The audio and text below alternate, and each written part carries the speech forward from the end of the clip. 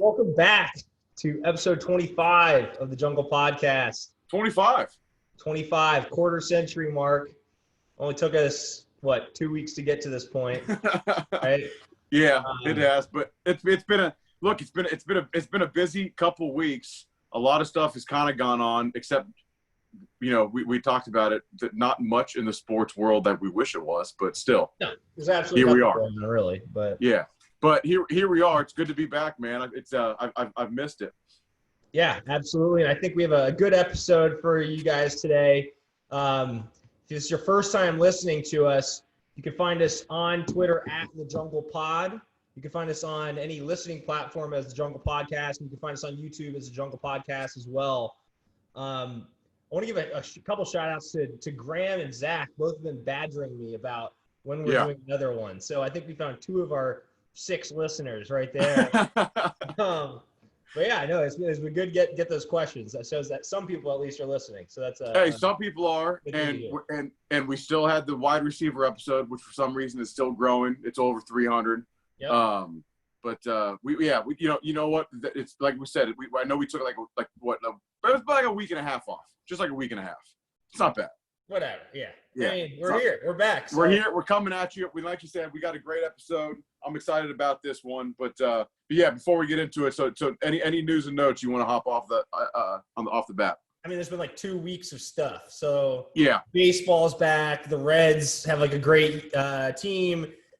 Do they? Their bullpen has been atrocious, so they're a huge disappointment. Yeah. Today, the Big Ten came out and canceled their year, but there are certain programs in the Big Ten saying that they're willing to play. All the players are coming out saying they want to play. All the coaches, like Ryan Day and Jim Harbaugh, are both coming out saying they want to play. So it's at the president of the university level, not even the player or the coach level. It's kind of yeah. I mean, look, of course, they want to play, and I appreciate Trevor Lawrence and Justin Fields coming out and leading the way for a players union and all that. And I'd be all for it. I think it's great. The problem is, and they were talking about it, and it was actually, I think Blair McFarland was talking about it today, and it was look, these are still amateur athletes. I know they're really not, but technically they're still considered amateur athletes. They're not the ones who are going to be making the decision. If they decide not to play and hold out, whatever, that's not going to affect the college's presidents are going to make the decision. And from what I'm seeing is they're all kind of feeling the pressure, but afraid to be the first one to jump off. And the MAC jumped off, and it's almost like the MAC did it as a sacrificial lamb almost, so that the bigger Power Fives can be okay, look, this Division I conference did it. Now we're going to follow suit, and that's why you saw the Big Ten, the Pac-12 is going to follow, I think. So it says I think the Pac-12 is meeting tomorrow to do it. They're going to cancel. Yeah, I mean the Big Ten caved. That's what it is. Caved to public pressure. Yes. But why? Because the reasoning is the health of the player. But I think a lot of it's the long-term health, because we don't necessarily know yet. But they're sending a lot of them. I think 10 of or how many teams are there? 14. I think 12 of the 14. There's only 2 that aren't having their actual normal students back on campus. All of them are to some extent. Oh, it's okay. So why are you? I don't know. It's so are you saying that their health is more important than your regular students' health? Right. You shouldn't. It's not because here's the thing. There's all these guidelines also. You'll see okay, so the players, when they come off the sidelines, they have to wear a mask. But then when they go on the field, they take the mask off. Of course. What are we doing? That doesn't make any sense. I mean, the players want to play. The argument is it's bad for their health, but all of them are saying they feel more safe health-wise being in this controlled environment where they're being tested. I've never been tested for COVID. Have you? Right. No, I have not. If you were a student athlete at knock on Michigan, wood, right? You'd probably be getting tested at least once a week. Yeah, I mean, look, I think I think obviously they'll have to do some tests, just like they've been doing with the NBA and they've been doing with Major League Baseball. Which I mean, I know you mentioned earlier, Major League Baseball, it's back, but some teams it's not. Some teams it's a huge mess. I was looking at the standings. Some teams have played 6 games. Some teams have played 14. The Cardinals, I think, have played 5. Yeah, I mean, it's a mess. Right? You have to have a bubble. I don't know. The whole Big Ten bouncing out on the whole thing today, I don't know. Like, I hadn't really thought that much about it. I didn't expect them to. I didn't either. But then when I started reading about it, it's like they don't even have that good of an argument as to why they did it. no, it's they all. I'm telling you, I feel like they've all known that they're going to do it.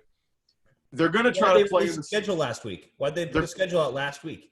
Dude, just to postpone it. If you read the schedule, if you read like underneath it, it still said like I know we're putting out a schedule, but this doesn't mean we're going to play. This is as if if a vaccine comes out next week, yeah. This is what it would be. Yeah. Yeah, it literally said this doesn't mean like we're playing. So right. Like I really think that most of them kind of have thought like, hey, I don't think this is going to happen. There's not going to be any fans. I really think they're going to end up trying to take it to the spring. And like the MAC, if you look at it, okay, so they canceled. They had already had their season screwed by the Power 5 conferences taking away the games when they get to go play the Power 5 schools and make a ton of money. Right. So the MAC, I get it, because the MAC is probably thinking, well, look, we might as well move to the spring because we've already lost all of this money. If we move to the spring and the Power 5 conferences end up moving to the spring, maybe we'll get those games back. Yeah. But if we don't and the Power 5 plays, well, what happens if the Power 5 has a bunch of these kids test positive or what have you, or it doesn't go very well? The MAC's going to look great because they're going to be like, well, hey, look, we followed suit with the Ivy Leagues and the Patriot Leagues and the Horizon Leagues of saying, you know what, we're going to go and we're going to play in the spring and we're going to be health conscious of our players. It wouldn't have been a good look for the Power 5, and I think that's why the Power 5 is going to follow suit. Yeah, in my opinion, I mean, like if you do it in the spring, none of the good players are going to play. No, a lot of them are going to just going to declare. If you have any hope of the NFL, you're not playing. Right. Why would you play in some season that already doesn't mean anything? You know what I mean? Yeah. And it's not going to – if anything, it like only jeopardizes your draft status, most likely. Unless you're like a fifth-year senior, you know? Yes.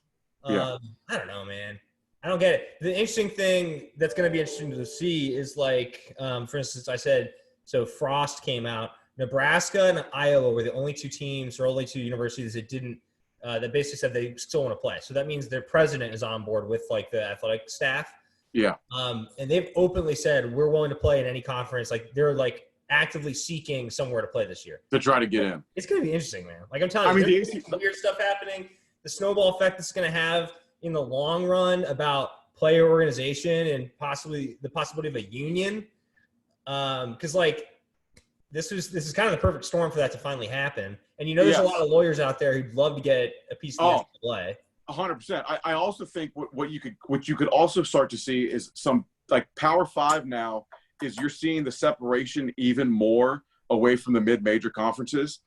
And look, I'd kind of be all for this. Maybe they should be completely separate and they play for the national title, and maybe there should be a mid-major national title. They already do it. Like when's the last time do, but major was even in the like.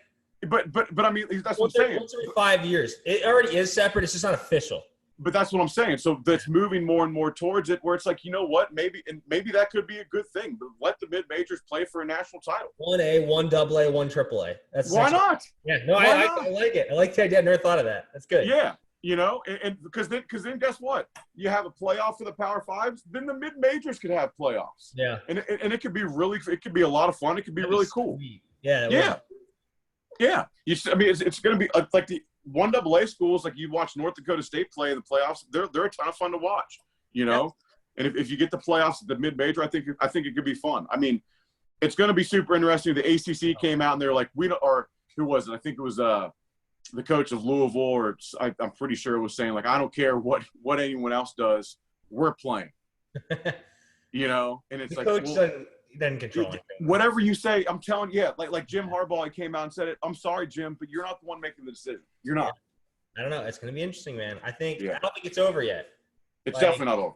The coaches no one in the facility, and those coaches are powerful. Like, whether you like it or not, Ryan Day, you carry some serious weight. And when he tweeted today, we're not going to stop fighting. This is not the end of it. That's coming from a guy who's like usually pretty reserved. Yes. Oh, I get it. I'm saying, like, this is not the end of it. I don't think Ohio State's going to be playing a meaningful year, or a lot of these schools will. No. But I don't think I don't know. I don't think it's all said and done yet. We'll see what happens over the next couple of days, but it's going to be an interesting couple of days and an interesting probably couple of weeks. Yeah. Is what it's going to be. Not a lot of time. It's already what? What's today? August. It doesn't say on my It's phone. the 10th. Is it the 10th today? Yeah. Why does iPhone not say the date when I like hit the time? Yeah, it's the 10th. So I mean, they do not have a lot of time. They got to start practicing and playing full They and have, getting like, full 3 contact. Yeah. First So- game usually in less than a month. Yep. It's almost like they did this right before the season so that nothing else could happen. I bet you they've known the whole time they aren't going to come back, and That's what I'm saying. How can we give them as little time as possible to actually organize so that we have the control still? That's what I'm saying. That's what I'm saying. They've known it, and it just SOB. They're just these, they're afraid to come out and be the first ones to come out and say it. And I'm telling you, like the MAC being a mid-major conference, I wouldn't be surprised if it was kind of like some type of negotiations. Hey, fellas, you guys need to Fred, can you just do it? Yeah, just do it. Just I'll take it to do dinner. it. Let's see what it says. Let's see what they say. Let's see what happens, and then we'll go from there. I mean, all these people know each other. Like it's not, you know what I'm saying? It's interesting. Obviously, it broke my heart when the MAC canceled. I was out at the high school football inter-squad scrimmage, and I saw the MAC cancel, and I was like, oh, this sucks, because I'm a MAC guy, you know that. But so it's like, it broke my heart, but it's the dominoes are going to fall after that. So I do know that you are a MAC guy, and that's why this week we are devoting the entire episode to a celebration of the MAC. We are. Yes. Today we're doing the top 10 MAC players of the past 20 years. Yep. We're not going to dive into that quite yet. I think we have some sexy, not sexy coming up. Yeah, let's do that real quick. But yeah, we have a little bit of MAC content. But you teased it so much. I feel like we should hop into it. Let's do the sexy, not sexy first. I got some good ones. Oh yeah. Okay, good. Go. You start us off. So this is Fly Emirates, right? So it's the state. I think is Emirates actually owned by the UAE government? I think it is. I think so. I'm pretty sure. Anyways, it's like the most luxurious airline in the world. Yeah. As my sexy this week, they came out and announced. I think you get like $100,000 towards a funeral, or maybe it's $12,000 towards a funeral if you die of COVID after traveling on their flight. They'll pay for your funeral. What? Isn't that awesome? Yeah, sexy. Wow. I love it. That's like their marketing. It's like, hey, we'll just travel with us. If you die, we'll pay for the expenses. How much are they? But how much are they flying? Not enough. They want to incentivize people. Like it could be like one of those things where it's like, if you die on our flight, we'll pay for your funeral, but we actually aren't even flying anybody right now. And it's kind of like one of those signs where it's free beer tomorrow at all like the drive-throughs. Right. You know what I mean? But that's pretty funny. That's pretty funny. I love that. Good. Well, my sexy this week was, and it's kind of a kid. We've mentioned them, not necessarily them, but the organization several times in the podcast. They've been able to hold strong and have some good entertainment. And this weekend, one of the best cards in a long time, MMA, UFC 252. Daniel Cormier takes on your boy Stipe Miocic for their This Saturday? This weekend, this Saturday. Oh boy! Yep. Holy so shit. I mean, this is for the greatest heavyweight of all time in the UFC. Dude. It's the trilogy 1-1. Stipe versus Daniel Cormier. Daniel Cormier is retiring afterwards. Stipe is going to keep fighting. But that's my sexy, because I cannot wait for that fight. I might fly to Cincinnati to watch that. Well, I'll be out of town, so don't. Yeah. UFC fans, they're fun. Yeah. Damn, that's this Saturday. This Saturday. That's sexy. This Saturday. Huge. The last time they fought was that like bogus, like he poked him in the eye. He didn't. What he? I mean, I think he didn't poke him in the eye. Are you talking about? Are you saying? DC was afraid, so he poked him in the eye with his thumb. Yeah, but then Stipe knocked him out. No, Stipe has the belt. Stipe is the champion right now. DC beat him the first time. This is the third fight. Yeah, that's why this is so big. It's a trilogy. Dang. Okay. Yeah, it's a trilogy. Game on that. Okay. Yeah, and DC's retiring afterwards. So I'm super pumped for that. It's gonna be awesome. I like that. Yeah. For my not sexy, this was something that just happened to me. put in an order of pickups for some Kung Pao chicken at PF Chang's. I got the confirmation on the screen. I show up, they have no record of my order whatsoever. Yeah. That's not sexy. When you order food and you go to pick it up and it's not there. So then I had to settle for some like chicken wings. And now like I have like heartburn while I'm like on the couch talking to you. Like, you know, all screwed up. Hey, you know what? I had another not sexy, and it's not even that good. So I'm gonna actually piggyback off of yours because guess what? And we were talking about this last night. Because I love Chipotle and I love their online ordering system. Right. It's awesome. You online order, you go in, they have the shelves right there. You don't have to talk to anybody. You pick up your bag and you walk out. Right? Yeah. It's great. Well, I went in there the other day and it said my order was ready. I waited like the 15 minutes after I ordered and I'm sitting there and it's not coming up. So I went up and I was like, hey, just wanted to make sure you guys got my order. Showed it to them. They were like, oh yeah, we already made that and put it out there. And I was like, well, someone else picked it up then because I don't have it. So someone is going around Chipotle's and stealing people's to-go orders because they don't really police that stuff very well. That is not sexy. That's not sexy. Did they refund you? They made me the order like right there. They remade it for me. But still. That's what I was running around doing right before I told you I was going to be a couple minutes late to get started. Yeah. So I was got the food. So I had to go and eat like the chicken and some like it was a mess. I'm starving, dude. I'd waited like 35 minutes for that frickin' order too. I got there early because I was excited. Man. Yeah. Talk about a rough day, you know? That's a rough day, especially if the chicken wings weren't any good. They were, I just wasn't in the mood. It wasn't what you wanted. Yeah, it wasn't what you wanted. Yeah. Well, right. let's move to the next section. Let's cheer you up a little bit because we're both pretty excited about this. That's right. So this is the top 10 players from the MAC since 2000. So this is NFL body of work as well. So this is, there's a lot of good MAC players out there. We had the old, was it something Lynch, Jordan Lynch, the old quarterback from NIU, who's great. Oh, yeah, but he didn't do anything in the pros. Garrett Wolf was a beast, and at Northern Illinois, they both Northern Illinois guys. I mean, you had Dan Lefevre out of Central Michigan set all those records, and we didn't go back past 2000. So I mean, you're looking at it like arguably the all-time guy would have been Jason Taylor, but he doesn't qualify for this list. Yeah, that's what I texted you about that before because he was a graduate of the State. I mean, he's got a gold jacket. We've talked about it on previous podcasts, but I mean, look, there have been some really, really solid players. And I think that what's good about this list is there's been so many that you wouldn't realize they played in the MAC. Yeah, for sure. You know what I mean? A lot. So this was a ton of fun. I'm sure we missed plenty of them. So whoever we left out, we apologize. But let's kick it off. You want to go with your 10 first? Sure, why not? So this player was, let's see, he played for 9 years in the NFL, 3-time Pro Bowler, 1-time All-Pro, out of the same school as Jason Taylor out of Kent State, Josh Cribbs. He that's a good one. Rose to fame with the Cleveland Browns. Yeah. You know what's funny about that is, so when we did the most dynamic like we talked about the returners and everything, there were a lot of lists that wrote him down as arguably the best returner in the history of football. He made the NFL 2000s All-Decade team. Yeah, as a returner. Who knew that? That's impressive. I do not have Josh Cribbs on my all-time list. kickoff return touchdown leader. He's tied with Leon Washington. I'm just reading his Wikipedia off. Yep. Yeah, I mean, that's a pretty impressive career. Josh Cribbs. Pretty impressive career. So that's a good one.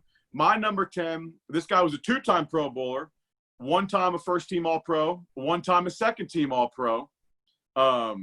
Played in the NFL for about 8 years, I guess, out of Northern Illinois, 5th-round pick, Michael Turner. He's my 9th. There you go. Stuff up, yeah. Yep. Turner's a stud, dude. Stud. He's the best running back to come out, at least that I thought of. He's the only one I have on the list. Where did there was the other guy? He was like a Jaquiz Roger light. He was super fast out of Kent State. Also out of Kent State, yeah. Guy. Dre Archer. Trey Archer. Still Michael Turner's thunder, but I was trying to think of other running backs. So yeah, Michael Turner, NIU. I didn't really know about him in college at all, to be honest. I didn't either. When I looked at this, like he was one of the ones where like when I did a little bit of research on this list, and most of them I was like, you know what, I remember this guy, like he stood out, whatever. And I was like, oh, I forgot he went to Northern Illinois, 5th round pick. Good for him, man. Out of Waukegan, Illinois. Yeah.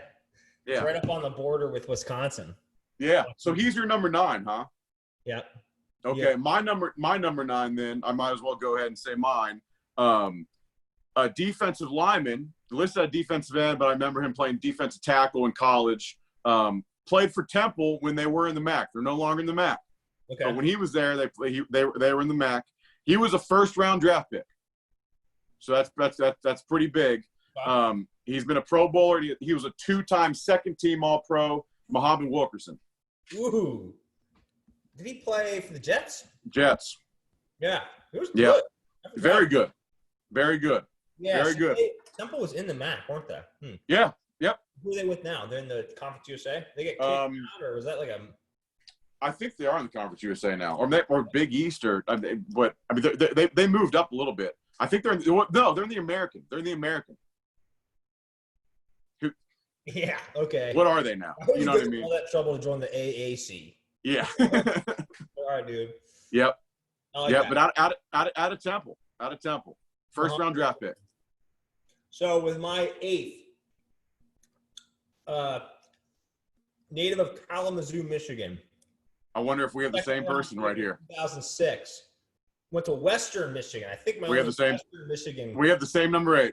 Super Bowl champ, 2-time Pro Bowler, Greg Jennings. Yep, same number 8. Brett Favre caught some passes from Rodgers, a young Rodgers. Yep. I mean, he was timeless, dude. He was in Green Bay for what felt like my entire childhood, because it basically was. I mean, it was 2006. I guess it's more a little after high school. I mean, he was a. I think people don't realize how good Greg Jennings was. He never really made a lot of noise. I mean, you know what I mean? But he was a really, really solid wide receiver. I mean, look, the guy scored 64 touchdowns in his career, 8,000 receiving yards. Yeah, he was my number 8 too. I saw him. I was like, you know what? I think you could probably even put him higher. He didn't make a lot of noise, but he's probably one of the bigger names on the list if you look through it. I'll tell you who knew who good he was. The MAC. He was the MAC co-MVP of the league in 05.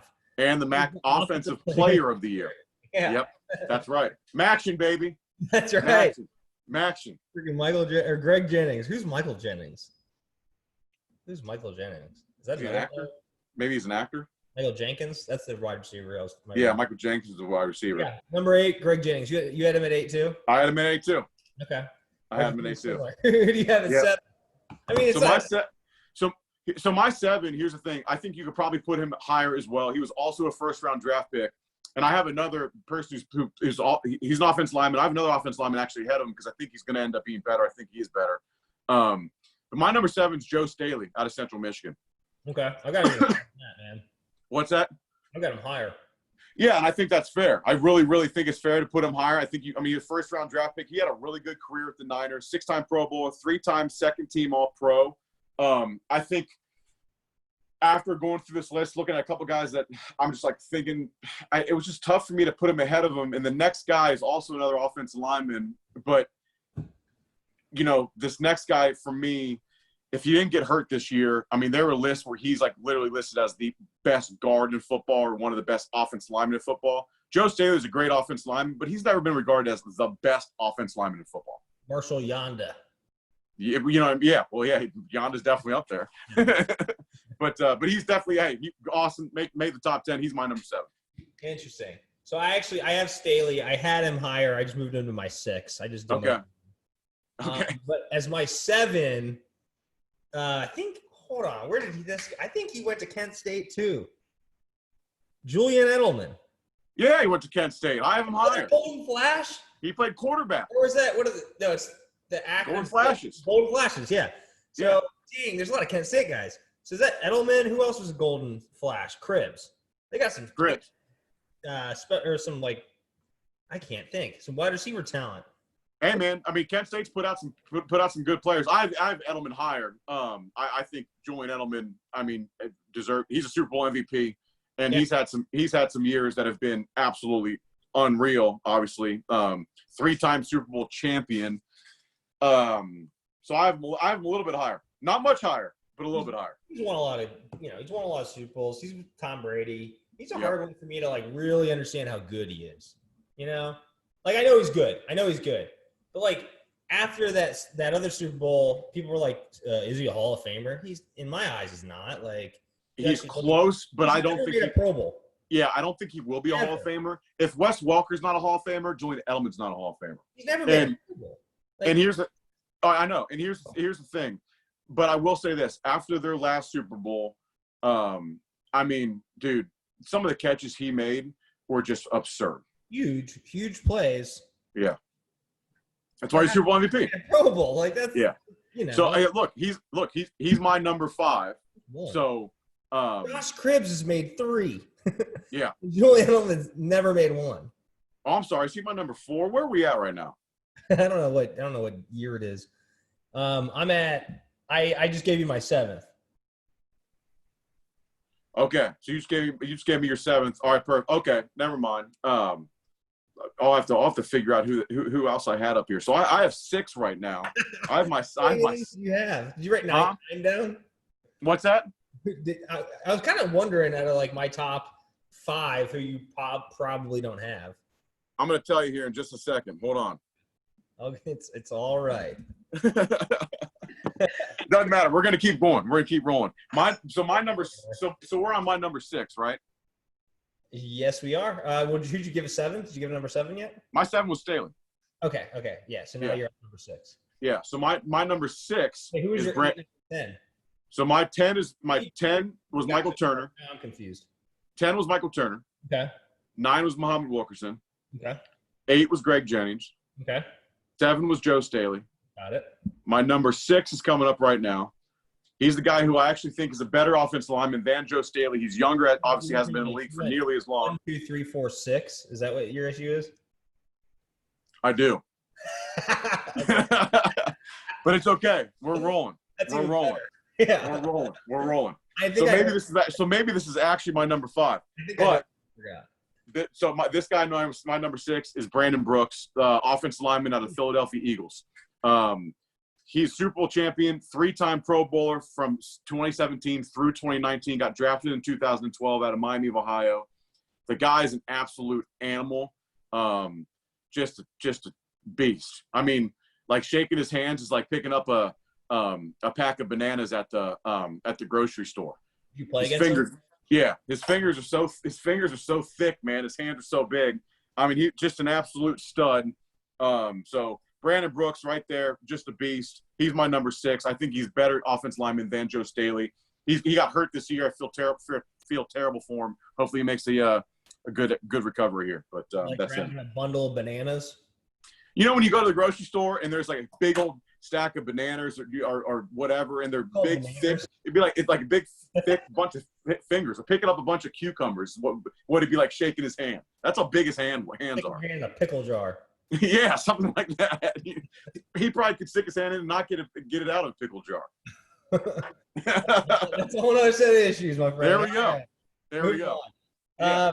So my number 6 was Joe Staley. You already talked about him. Okay.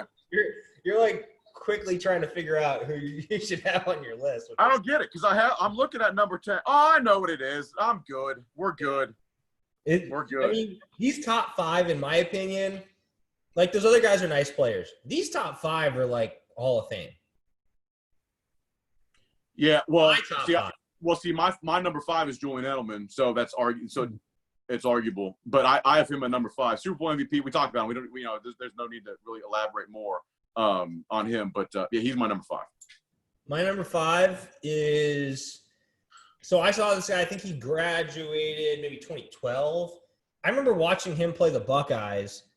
Obviously, he's with the MAC team, so it's supposed to be one of those teams. Yeah, I knew this. You forgot. That's one of those games you're just like, this is a blowout. He's so good. He's so good that I forgot he played in the MAC. He played for Buffalo. Khalil Mack. Yeah. Khalil Mack. Defensive Player of the Year. Dude, he is just next level. I forgot about him too. He's so good. You forget he played there. That's how good he is. So look. Yeah. I'll put him as my honorable mention who should be in the top 5. That's what I'll say. I don't have him. I'm an idiot for not listening. But yes, continue.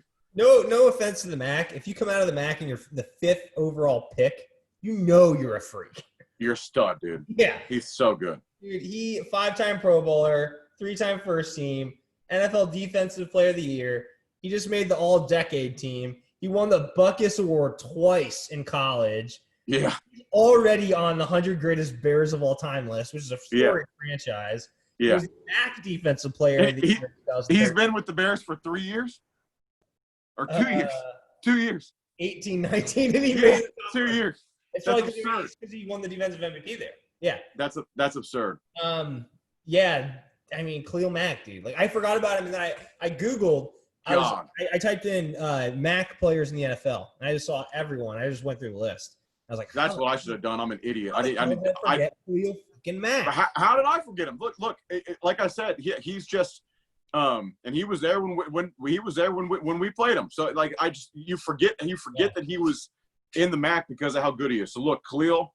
Put him higher. Hey, here's what I'll say. Hopefully, Khalil's a listener, and and we'll just say that he will be my honorable mention, arguably number 1, I think, by the end of his career. So I apologize. He should 100% be on my list. I feel like an idiot, but I'm going to continue on. So he was your Khalil. If you hear this and reply, we'll send you the Jungle Podcast fanny pack.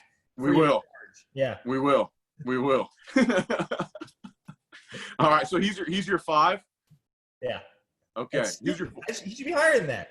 Yeah, he should be. He should be. He should be higher. Yes. He could be number 1. He could be number 1 by the time he's done. Yeah. Yeah. He's a Hall of Famer type guy. Yes. So who's your number 4? Antonio Brown. Okay. I thought you would have had him higher. He's my number 3. So Antonio Brown's only 30, dude. Like, he didn't. Yeah. AB, how many years is he a Pro Bowler? 6? Like, he was dominant, and that dominance was recent, but he was like the best for like 4 years, really. He's a wide receiver. It's hard to be the guy for more than like 2. His numbers through like his first whatever years, I mean, he's a 4-time first team All-Pro. He's also a second team All-Pro. He's led the NFL in receiving yards twice, in receptions twice, receiving touchdowns once, All-Decade team. The guy is just an absolute stud, and we hope that it's obviously whatever is going on with him can get right and figures out his problem, because we'd love to see him back playing, normally with how good he is. But it's a shame he's going through all the stuff that he's going through. And yeah, I have him at my number 3. So I'll be interested to see. I'm pretty sure I know then who your top 3 are. My number 4 has got to be in it. James Harrison was my number 4. He's my number 3. And okay. I was saying, like, James Harrison's a stud. The guy played till he's 38. Is he still playing, or you quit? I think he finally He's done. He retired in 2017. Another Kent State Golden Flash. The more I look at walk on, like former walk on. Yeah. Yeah, he's from Akron, Ohio. Interesting. Okay.